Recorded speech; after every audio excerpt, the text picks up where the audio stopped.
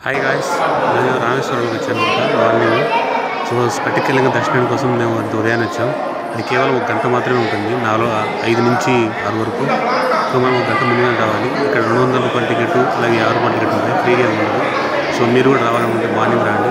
స్ఫటికలింగ దర్శనం చాలా రామేశ్వరంలో అదేవిధంగా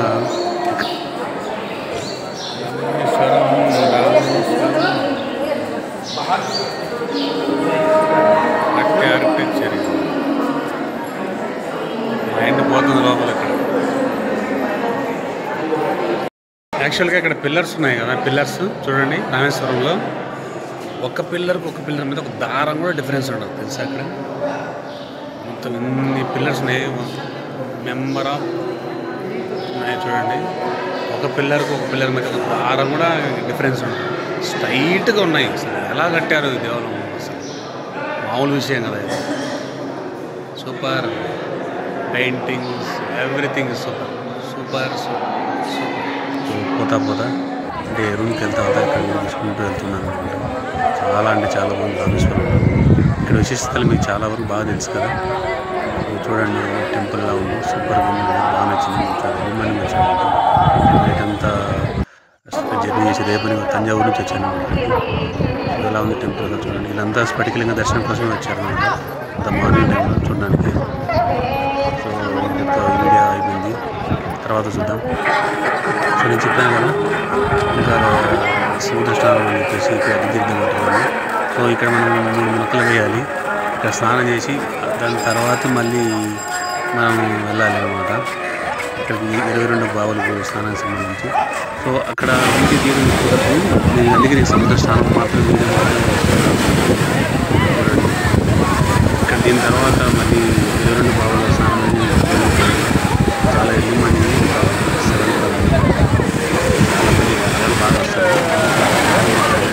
ప్రస్థానం గట్టిగానే వస్తారు. మీరు కూడా ఇక్కడ ప్రస్థానం ఇక్కడ చాలా నుంచి ఇక్కడ అయిన తర్వాత మళ్ళీ ఇక్కడ అంత ప్రాసెస్గా ఉంటుంది. తెలుసుకుని తర్వాత దర్శనం ఎలా జరిగిందో చూపిస్తాను. ఇప్పుడే దర్శనం అయిందనమాట. వెళ్ళాను లోపలికి. మొబైల్లో పెద్దగా అలో చేయడం లేదు లోపల. ఇది కూడా మేము చాలా తెలివిగా తీసాం అనమాట బయటకు వచ్చి. దర్శనం అయితే చాలా బాగా జరిగింది ఈరోజు, దేవుడు దర్శనం అనమాట. సో వెళ్ళేటప్పుడు మార్నింగ్ టైం మేము 200 టికెట్ వెళ్ళాం కదా, చాలామంది 200 టికెట్ పెట్టుకుని వెళ్ళారు. నేను అలా వెళ్ళలేదు, ఫ్రీ దర్శనానికి వెళ్ళాను. మీరు కూడా వెళ్తే స్ఫటికలింగ దర్శనానికి 200 రూపాయల టికెట్ తీసుకుని మామూలు దర్శనం కోసం మామూలుగా వచ్చాము. సో ఇక్కడే గుళ్ళు ఏనుగు చాలా అందరికీ దర్శనం చేస్తాను. దేవుడు దర్శనం తీసుకుని చాలా బాగుంది, చాలా బాగుంది.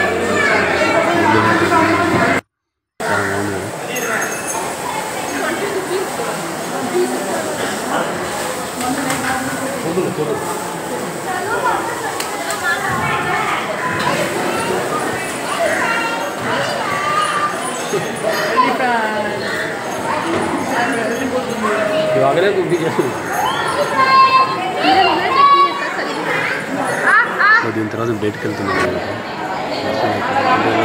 ప్రసాదాలు ఇచ్చే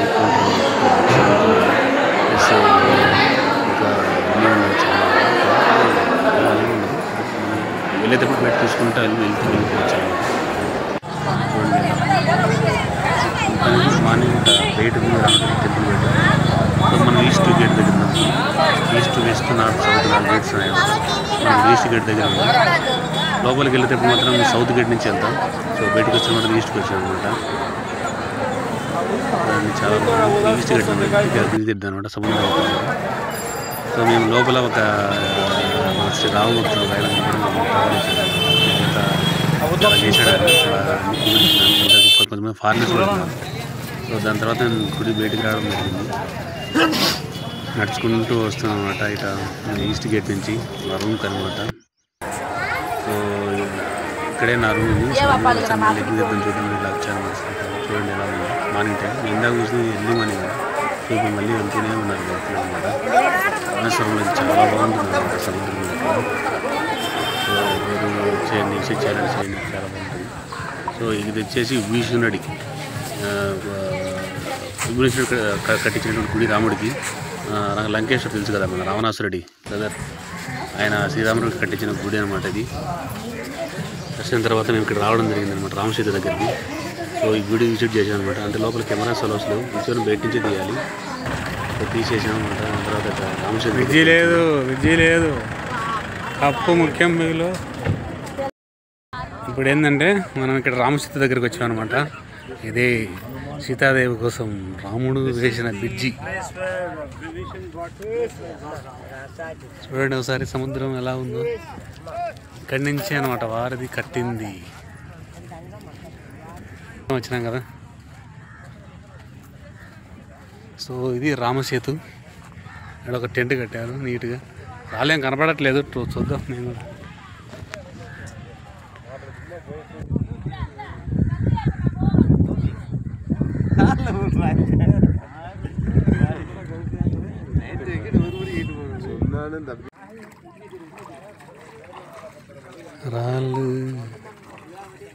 రాళ్ళు వచ్చేసి ఇక్కడ ఉన్నాయి. ఇక్కడ ఇవి ఎత్తాలి అందరూ ట్రై చేస్తున్నారు కానీ ఎవరి వల్ల కావడం లేదు, చాలా వెయిట్ ఉన్నాయి అనమాట. సో ఇక్కడ శివలింగం కూడా ఉంది. నేను కూడా ట్రై చేశాను రాళ్ళు ఎత్తుదామని. సో అవ్వలేదు మాతో కూడా. తొందరగా సింపుల్గా ఉన్నాయి కానీ ఇది మాత్రం చిన్న రాయిని ఈజీగా ఎత్తాను కానీ సో మిగతా వాళ్ళు మాత్రం ఎత్తలేకపోయారు అనమాట. ఇది మాత్రం లావు పెద్ద రాయి, చాలా పెద్దగా ఉంది. ఎలా వేసారో ఏమో కానీ అప్పట్లో.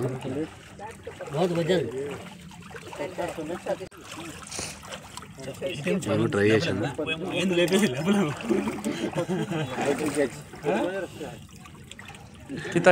అంత ఈజీ అయితే కాదు. రాళ్ళు రాముడు నిర్మించిన రాళ్ళు ఇవి. నీళ్ళలో తేలుతానే ఉన్నాయి నీళ్ళు చూసా ఉన్నాయి. సో రామసేతు బ్రిడ్జి దగ్గర ఉన్నాం. రామ్ సేతు.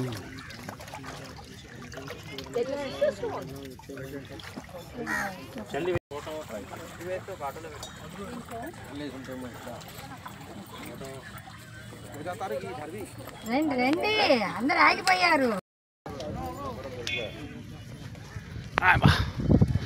మొత్తానికి అయింది.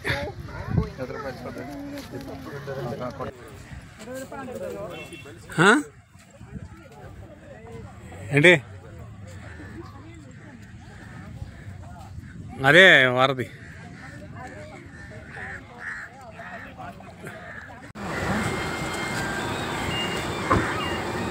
దగ్గరికి వెళ్తున్నాం అనమాట. సో ఈ నుంచి నెక్స్ట్ ధనుష్కోడి వెళ్తాం అనమాట. ఎలా ఉంటుందో చూపిస్తాను మీకు. ధనుష్కోడి దగ్గర ఈసారి టెంపుల్ బాయ్ దాన్ని బాయ్ చూసినట్టు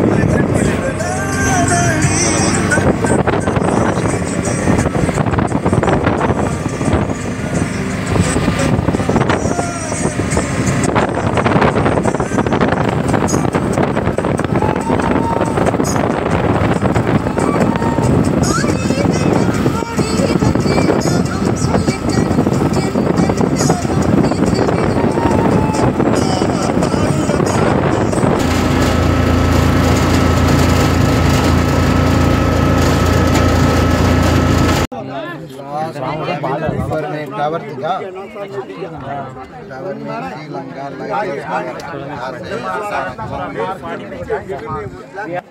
पानी के पीछे लंबा बस वाला जमीन दिख रही सामने वाला पानी राइट साइड इंडियन महासागर लेफ्ट साइड बिहार बंगाल दो पानी संगम में जमीन दिखाना बस वाला जमीन है रामसेतु स्टार्टिंग पानी के पीछे सेकंड वाला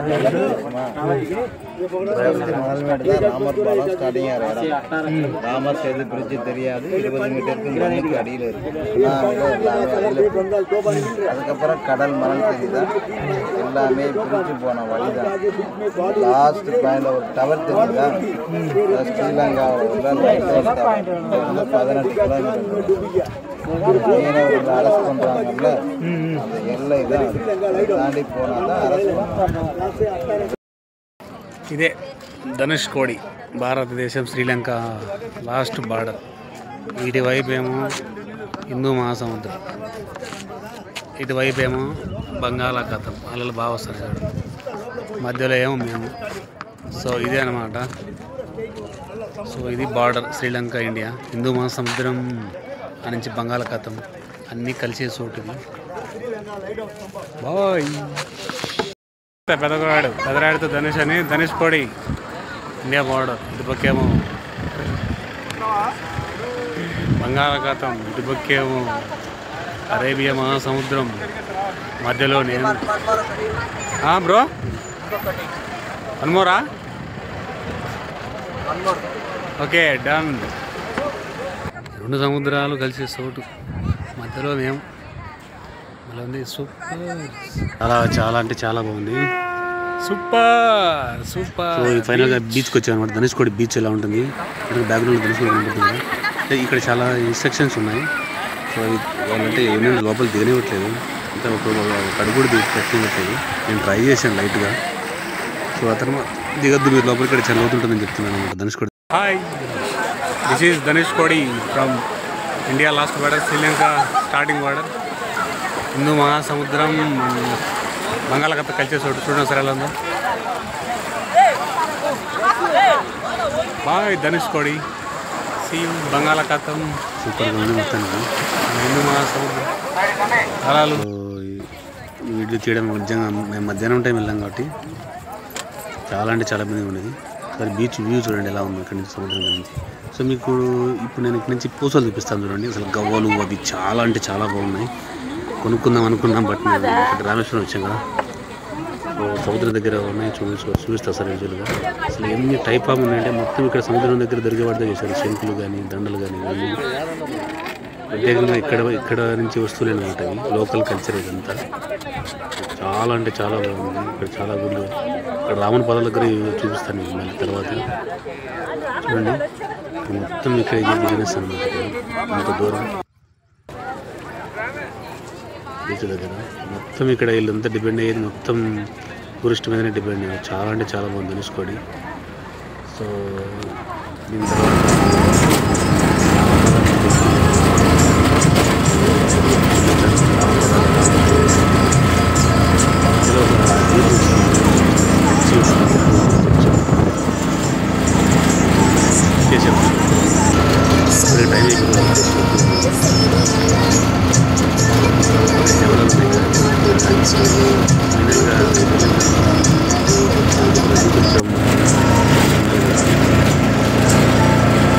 టైం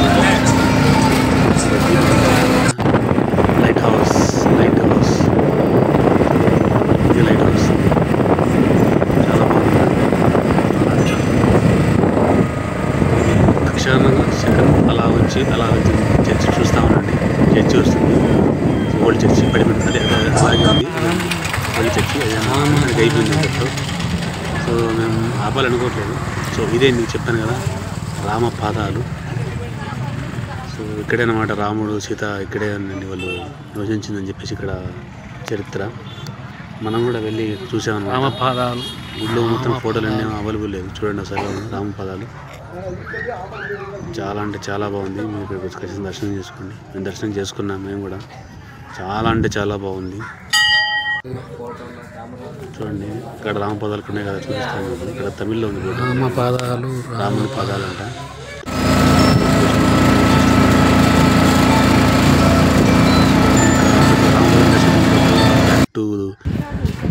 రామతీర్థం. సో ఇక్కడే కోనేరు, ఏది రామతీర్థం అంటారు, దీన్ని రామతీర్థం అంటారు. So destination